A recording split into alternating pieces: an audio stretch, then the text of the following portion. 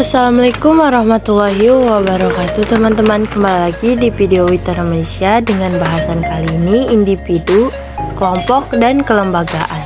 Video ini dibuat untuk memenuhi salah satu tugas ulangan akhir semester dari mata kuliah Pendidikan IPS. Pengertian individu dan kelompok menurut sosiologis.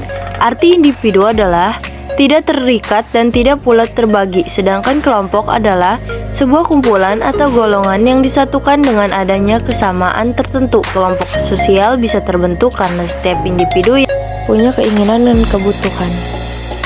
Ciri-ciri individu secara umum. Individu ini mempunyai raga atau jasmani yang khas yang membedakan antara satu dengan yang lainnya. Walaupun memiliki ciri umumnya itu yang sama sebagai manusia, individu ini mempunyai pikiran, perasaan, kehendak, serta juga hasrat, sehingga bisa menetapkan kenyataan, interpretasi, situasi, menetapkan aksi dari luar serta dalam dirinya. Individu ini mempunyai kepribadian yang kuat, yang berbeda antara satu dengan yang lainnya. Jenis-jenis kelompok sosial. Kelompok kekerabatan. Kelompok ini dapat disebut sebagai kelompok terkecil dalam masyarakat.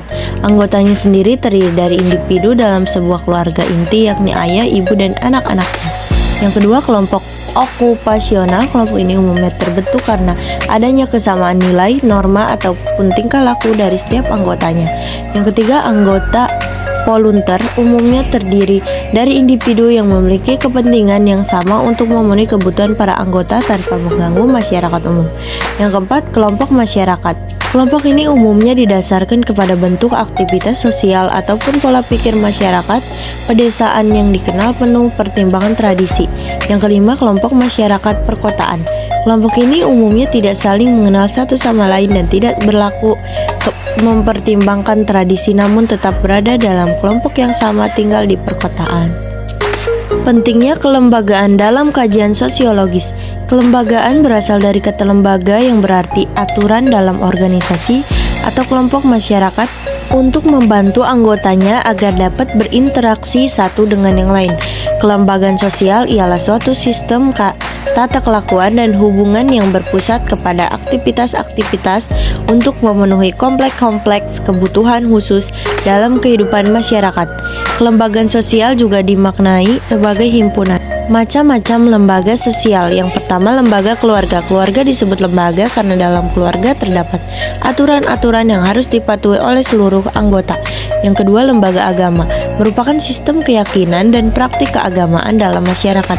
Agama itu sendiri adalah ajaran sistem yang mengatur tata keimanan atau kepercayaan dan peribadatan kepada Tuhan.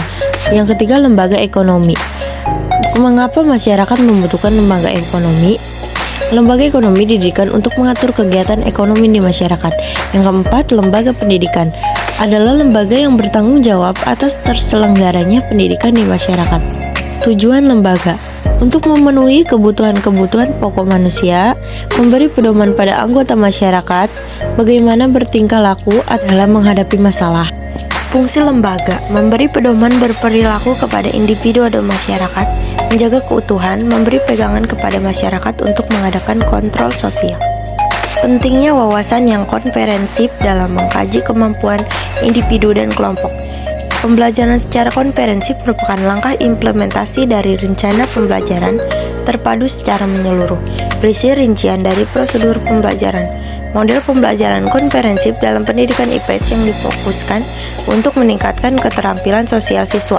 Pembelajaran komprehensif berisi komponen-komponen yang sama dengan rencana pembelajaran. Faktor pendukung model pembelajaran komprehensif. Guru berkenaan dengan kemampuan guru dalam berbagai aspek, diantaranya kualifikasi, pendidikan, potensi dan kondisi, persepsi terhadap profesi dan tugas mengajar, serta kemampuan siswa berkenaan dengan karakteristik, potensi, minat, kemampuan, dan persepsinya terhadap pembelajaran.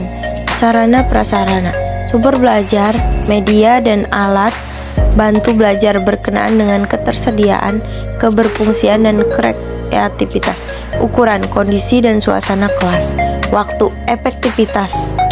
Terima kasih telah menonton video ini teman-teman, dan Sampai jumpa di video selanjutnya. Wassalamualaikum warahmatullahi wabarakatuh.